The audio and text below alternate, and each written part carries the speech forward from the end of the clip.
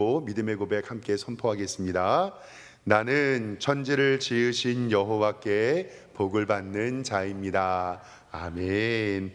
맞습니다. 천지를 지으신 여호와께 복을 받는 우리 성도님 되시기를 소망합니다. 우리 성도님들과 우리 인사 한번 하겠습니다. 좌우를 돌아보시면서 주님의 이름으로 사랑합니다 인사하겠습니다. 네, 주님의 이름으로 사랑합니다. 오늘 예배 잘 오셨습니다. 초대교회가 든든히 서갑니다. 그리고 일꾼도 뽑습니다. 로마의 유대인들의 핍박이 있었지만 그래도 교회는 3,000명, 5,000명이 회개하며 주님께 돌아옵니다. 그들은 모이면 기도하고 흩어지면 전도했습니다. 핍박을 피해 다닐 때도 복음을 증거했습니다. 빌립은 사마리아의 전도를 시작했고요. 이디오피아 내시에게 세례를 줍니다. 이렇게 하나님의 복음은 확장되었고 성령은 한 인물에서 오늘은 초점을 맞춥니다. 그 성경의 인물은 바로 사울인데요. 이 사울은 옛날에 스데반 집사님을 쳐 죽일 때에 앞장시켰던 사람입니다. 이 사울은요, 로마의 공문을 받아 예수님 믿는 사람을 죽이려고 했던 사람이고요. 그 공문을 받아서 다메섹으로 가는 가운데에 예수님을 만나게 됩니다. 하늘에서 빛이 있었고 사울아 사울아 부르는 음성을 들었습니다. 사흘 동안 먹지도 보지도 못했습니다. 그런데 아나니아라는 제자를 만나서 기도하면서 예수님을 만나게 됩니다. 그리고 하나님의 부르심을 받게 됩니다. 말씀 지난주의 말씀인데요. 9장 15절 말씀에 보면 이 사람은 내 이름을 이방인들과 임금들과 이스라엘 자손에게 전하기 위하여 택한 나의 그릇이라 라고 성경은 기록하고 있습니다. 사울은 아나니아를 만나 눈에 비늘이 벗겨지고 예수님을 만나고 세례를 받고 회복합니다. 우리도 예수님을 처음 만났을 때를 생각하면서 첫사랑 회복하면서 하나님의 사랑 지키시기를 주님의 이름으로 축원합니다. 이제 사람이 변했습니다. 예수님 믿는 사람들을 핍박했던 사울이 이제 예수님을 전도하게 되고요. 예수님의 복음을 증거하러 다니게 됩니다. 바로 인생의 변화지요. 19절 하반절 말씀 오늘 읽은 거 성경으로 보겠습니다. 사울이 다메섹에 있는 제자들과 함께 며칠에 있을 때 20절에 보면요. 즉시로 각 회당에서 예수가 하나님의 아들이심을 전파하였다라고 성경은 기록합니다. 오늘 말씀에서는요. 하나님의 교회가 어떠한 일을 해야 하는지 분명히 기록하고 있습니다. 하나님의 교회의 첫 번째 역할은 20절입니다. 즉시로 회당에서 어떻게 했다고요? 예수가 하나님의 아들이심을 전파하였습니다. 하나님의 교회가 해야 할 일은 예수님이 하나님의 아들이심을 전파하는 것입니다. 조금 더 보고 보충 설명하겠습니다.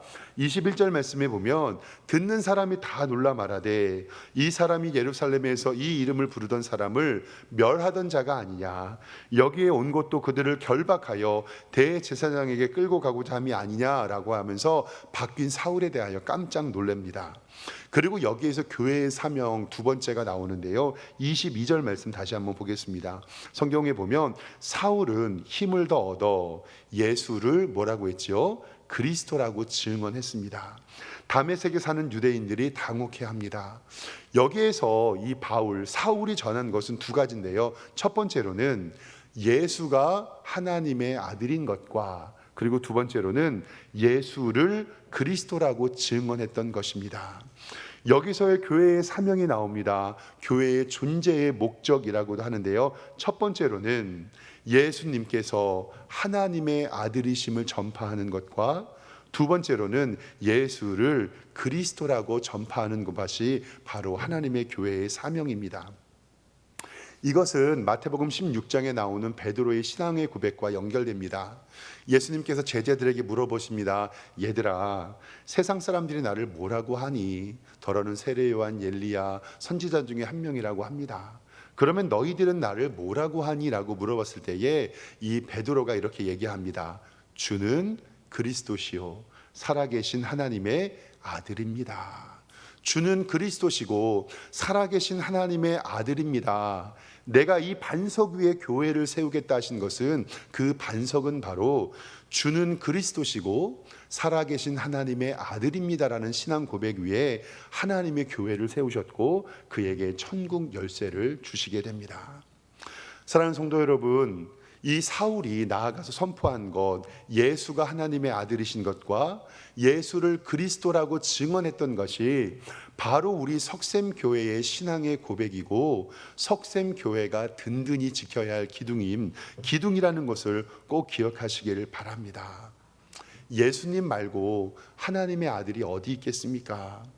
현대 종교에서 요즘에 이단을 연구하고 있는데요, 얼마 전에 알아본 바에 의하면 지금도 한국에서요, 자기가 재림 예수라고 말하는 사람이 한 25명에서 30명쯤 있대요. 근데 저희가 사도행전 성령론 강의하면서 뭐라고 말씀드렸냐면, 재림 예수님께서 다시 오실 때에 이 세상의 모든 사람이 알게끔 오신다고 선포하셨거든요. 그러니까 재림 예수님이 오시는 것을 내가 모르고 있다면 그거는 진짜일까요, 가짜일까요? 가짜입니다. 왜냐하면 모든 사람이 알게끔 오신다고 우리에게 말씀하셨기 때문에 그렇습니다. 그러니까 하나님의 아들 예수님은 나를 위하여 십자가 죽으신 분, 2000년 전에 오신 그분밖에 없다는 것을 꼭 믿으시기를 주님의 이름으로 축원합니다.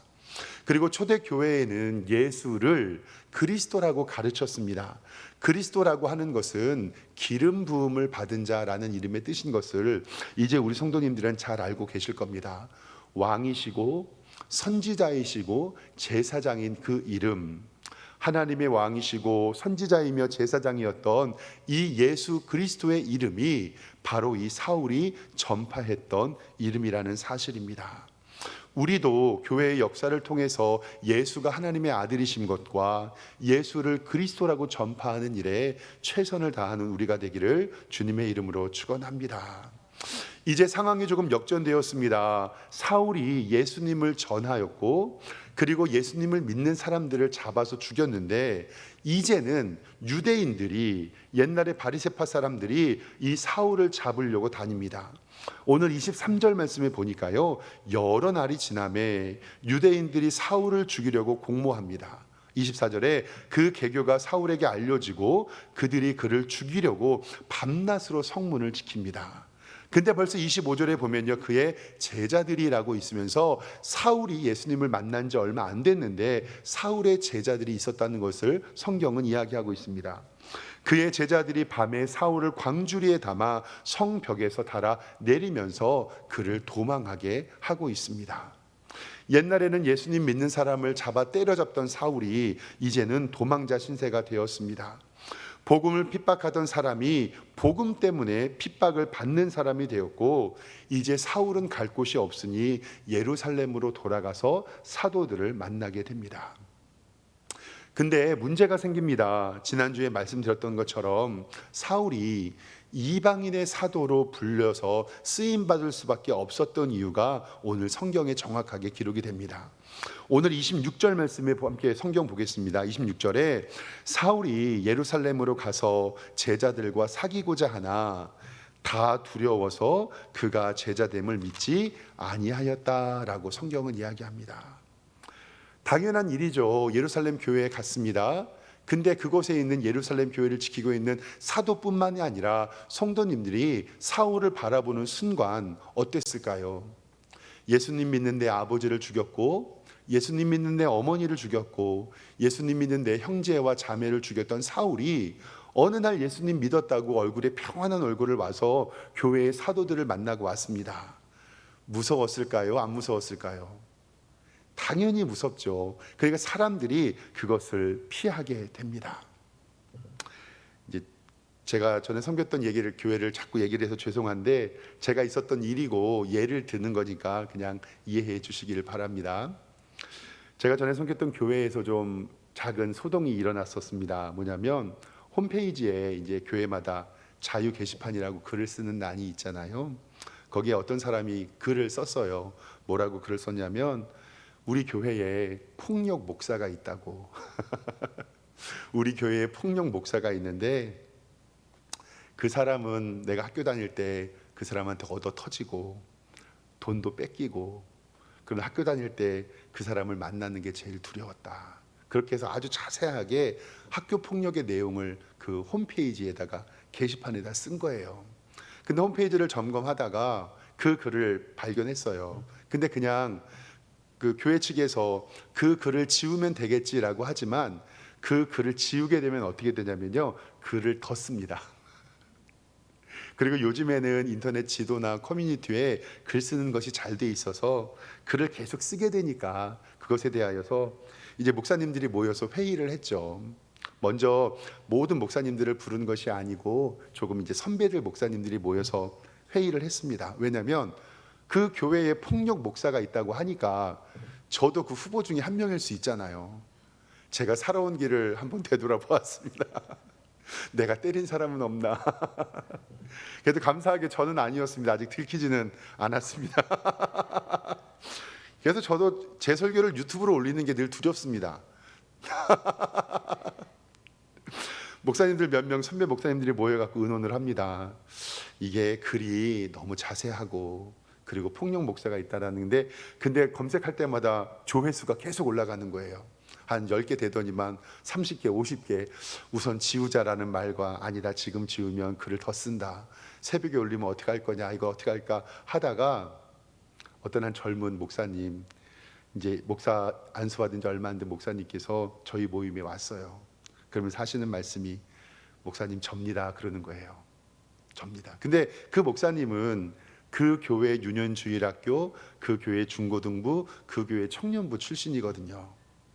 근데 어렸을 때 약간 삐뚤어갔을 때 왜 방황하던 청소년 때 있잖아요. 그래서 그 목사님이 학교 다닐 때 교회 다니면서도 아이들 좀 때린 적도 있었고, 오토바이 타고 다니면서 애들 돈도 뺏고, 그리고 좀 사고도 치고, 그러다가 그 청년이 교회에 계속 있었거든요.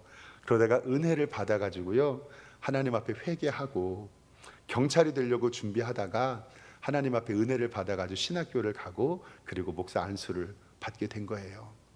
근데 그 목사님이 어렸을 때 자기가 아이들을 많이 때리고 다녔고, 그리고 소위 말하는 불량 청소년이었다고, 제가 그 범인이라서 교회 사표를 쓰겠다고 얘기를 합니다. 근데 이제 그 목사님을 저희가 바라보면서도 너무나 훌륭하고 인격적이고 학교 다닐 때 그렇게 싸움을 했다는 것이 믿어지지가 않았습니다. 그래서 어떻게 할까 고민을 하다가 그 목사님의 사표를 그냥 받을 수는 없잖아요. 그래서 교회에서 좀 혼란이 있었거든요. 근데 어느 날 그 목사님께서 이제 교회 선배 목사님들 찾아와서 그 글 쓴 사람이 누구인지도 알 것 같고, 그리고 제가 사표를 쓰고 교회 일들을 정리하겠습니다. 그때 이제 저는 생각났던 게 바로 사도 바울의 마음이거든요. 사도 바울이 예루살렘 교회에 정착할 수가 없었던 거예요. 그래서 제가 전에 섬겼던 그 교회 목사님은 그 자기의 친구였던 그분을 찾아갔습니다.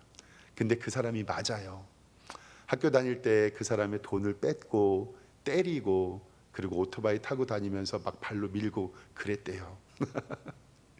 찾아갔습니다. 어떻게 했냐 그랬더니 그 피해당한 학생의 마음은 뭐냐면, 무심코 던진 돌에 개구리가 죽는 것처럼 너는 그때 아무것도 아닌 것처럼 그렇게 행동했는데, 내가 마음속에서 평생 저주하고 욕했던 그 내 친구, 그러니까 친구도 아니죠, 같은 학년의 학생이었는데 그 사람이 어느 날 목사가 되어가지고 그것도 자기가 섬기는 교회에 딱 하고 나타난 거예요. 그리고 새벽 예배 때 설교하고 아닌 척하고, 주일 저녁 예배 때 아닌 척하고 설교하니까 그 모습이 자기가 볼 때는 참을 수가 없었던 거죠. 그러니까 그 청년의 말도 저는 이해가 됩니다.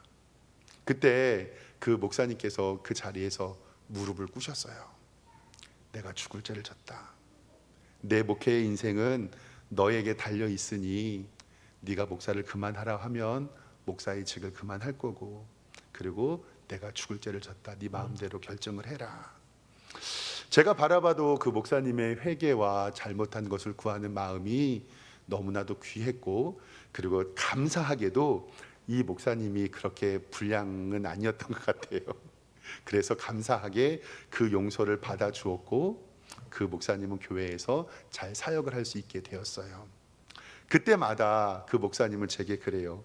목사님, 저 사도 바울이 예루살렘에서 설교 못한 거 이해가 됩니다. 그래서 저도 지난주에 말씀드렸던 것처럼 고향에서 목회 안 하고 인천으로 온 건, 인천에는 저를 아는 사람이 아무도 없거든요. 우리 장로님도 처음 봤고 집사님도 처음 봤고 성도님들도 처음 봐서, 그래서 어떻게 보면 선지자가 고향에서 인정받지 못하는 것도 어느 정도 이렇게 이해가 될 것 같습니다.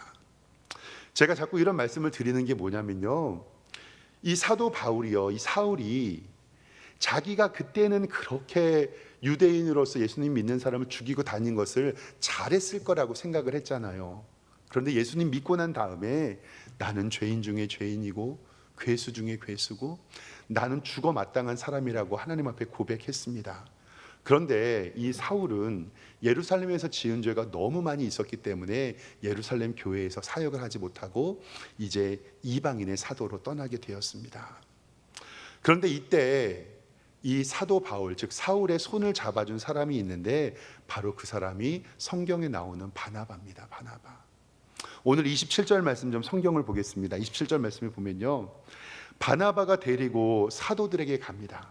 이 바나바가 이 사울의 손을 붙잡고 이 사람들에게 가서요, 사도에 가서 첫 번째 그가 길에서 어떻게 주를 보았는지와 두 번째 주께서 그에게 말씀하신 일과 마지막 세 번째 다메섹에서 그가 어떻게 예수의 이름으로 담대히 말하였는지를 이 사울 대신에 알려주게 됩니다. 즉 사울과 예루살렘 교회를 연결해 준 사람이 바로 이 바나바입니다. 한국 교회에서 새가족이 오면요, 교회를 잘 인도하고 설명해 주시는 분들은 어느 교회에서는 바나바라고 부르는 교회도 있습니다. 그것을 바나바 사역이라고도 이야기를 하는데요, 바나바는 초대교회에 잠깐 그 이름이 언급되어 있는데 초대교회에서 구제 선교할 때 크게 부흥할 때요, 일반적으로 성도들이 하나님 교회에 와서 예물을 바쳤다라고 되어 있는데 이 바나바는 그 이름이 독특하게 성경에 기록되어 있습니다. 화면 좀 보겠습니다. 사도행전 4장 36절인데요, 보세요. 그브로에서 난 레위족 사람이 있으니 이름은 요셉이라. 근데 이름을 사용하지 않고 사도들이 일컬어 바나바라, 번역하면 위로의 아들이라 하니 그가 밭이 있음에 팔아 그 값을 가지고 사도들 발 앞에 두니라. 아마 이렇게 헌금한 사람이 이름이 적혀 있는 것이 전 바나바가 유일하지 않을까라고 생각이 됩니다. 많이 헌금해서가 아닐 것 같아요. 저는 뭐냐면 이 바나바라는 이름이 번역하면 위로의 아들이라고 이야기했으니 아마도 이 바나바 사도가 힘들고 어렵고 고통당하는 자들을 찾아가서 그들의 손을 붙잡아주고 하나님의 교회에 인도해 준 성도가 바나바일 것이라고 저는 추측을 합니다. 사랑하는 성도 여러분, 저는 이곳에 참석한 우리 성도님들이 모두 바나바 되시기를 주님의 이름으로 축원합니다.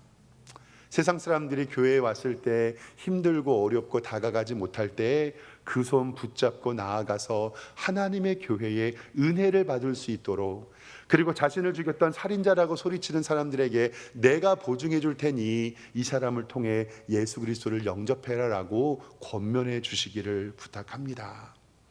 예수님께서 십자가의 죽으심으로 하나님과 인간 사이의 관계를 회복시키시고 유일한 중보자가 되어 주셨던 것처럼 바나바는요, 사울과 예루살렘 교회의 중보자가 되어 주셔서 그를 인도해 주었던 것을 봅니다.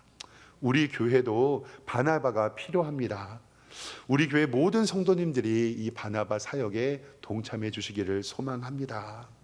교회에 보면은요, 저도 성도들 만나고 상담하면서 목회를 올해는 못 해봤지만 이런 분들이 많아요. 목사님, 제가 왜 교회 가기 싫은지 아세요? 옛날에요, 20년 전에요, 아무개 장로 때문에요. 20년 전에 아무개 목사 때문에요. 30년 전에 아무개 권사 때문에요. 교회 바라보면요, 하나님 때문에 시험당한 사람은 별로 없고요, 다 사람 때문에 시험당하더라고요. 쟤 때문에 교회 나가기 싫어 이게 아니라 저분 덕분에 교회 나가고 싶어요라는 소리 듣는 바나바들이 우리 교회에 가득할 때 하나님께서 우리 교회에 부흥을 허락하여 주실 줄 믿습니다. 28절에 사울이 제자들과 함께 있어 예루살렘에 출입했는데요, 29절에 또 주 예수 이름을 담대히 말하고 헬라파 유대인들과 말하며 변론하며 그 사람이 죽이려고 했거늘 형제들이 알고 이제 가이사로 데리고 내려가서 다소로 보내고 이제는 사도 바울은 여기에서 하나님 앞에 나와서 이제는 전도 여행을 준비하게 됩니다. 마지막에 31절을 우리가 좀 집중해서 볼 말тер이에 있는 31절에 보면 모든 앞에 있는 것들을 그리하여라고 정리를 해요. 그리하여. 바나바의 사역이 포함하면 그리하였는데 온 유대와 갈릴리와 사마리아의 교회가 평안하고 든든히 서가고 주를 경외함과 성령의 위로로 진행하여 수가 많아졌다라고 성경은 고백하고 있습니다. 화면 좀 잠깐 보겠습니다. 우리는 사도행전 1장 8절 말씀에 이렇게 정의합니다. 오직 성령이 너희에게 임하셨다. 즉 하나님의 교회가 세워지는 과정이거든요. 성령님이 임하셔서 우리가 권능을 받게 됩니다. 그리고 하나님의 복음의 전파가 예루살렘과 유대와 사마리아 그리고 땅끝까지 이르러 복음이 증거되는 것이 예루살렘 오리 왕길동이겠죠. 유대 서구고요. 사마리아는 인천이나 서울 지역이 되고 땅끝은 하나님의 나라를 전파 모르는 모든 백성인데요. 이렇게 하나님의 교회 예루살렘 교회가 바나바를 통해서 서로 위로의 아들로 하나님의 은혜를 받았을 때 온 유대와 갈릴리아 사마리아 교회가 평안하게 되어지고 예루살렘 교회는 든든히 섰던 것을 우리는 봅니다. 그리고 이제 하나님의 복음이 예루살렘과 유대 그리고 사마리아와 땅끝에 이르러 복음이 전파되기를 원합니다. 우리 오늘 권사님이 기도해 주면서 우리 교회가 선교하고 구제하고 복음을 증거하는 교회 되기를 기도했잖아요. 사랑하는 성도 여러분, 하나님의 교회가 내실 있게 든든히 서지 않고 조직되어지고 시스템이 구축되어지지 않으면 절대로 유대와 사마리아와 땅끝까지 하나님의 복음을 증거할 수가 없습니다. 하나님께서는 지금도 여러분들을 일꾼으로 불러주시고 바나바 사역을 통한 하나님의 위로자로 불러주고 계십니다. 오늘 기도하시면서 하나님, 제가 바나바가 되겠습니다. 나를 일꾼 삼아주셔서 감사합니다 라고 기도하며 주의 말씀에 순종하시는 여러분들과 제가 되기를 주님의 이름으로 축원합니다. 기도하겠습니다. 하나님, 은혜와 사랑에 감사합니다. 교회가 든든히 서갈 때 살인자도 손붙잡아 교회로 인도해 주었던 바나바 사도가 있었습니다. 우리도 이방인들을 하나님의 교회로 끌고 오고 교회를 소개해 줄 바나바 사역들이 필요합니다. 주님께서 우리 성도들을 바나바로 불러주셨사오니 예수 그리스도를 소개하는 믿음의 증인들로 인도하여 주시고 우리 교회가 든든히 서 예루살렘과 유대와 사마리아와 땅끝까지 하나님의 복음 증거하는 성도들 되게 하여 주시옵소서. 예수 그리스도의 이름으로 기도드리옵나이다. 아멘.